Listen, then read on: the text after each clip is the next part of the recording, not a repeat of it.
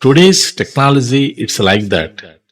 And particularly ham radio operators that trained in using satellite communication equipment connecting easily in a matter of minutes to the entire world.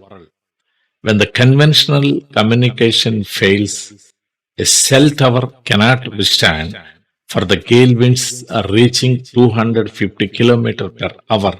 They twist in 360 degrees, but making rectifying cell communication system or otherwise any other landline communication system, it's not so easy. It may take sometimes and weeks of time. Whereas in those gaps, ham communication, ham radio operators services can be utilized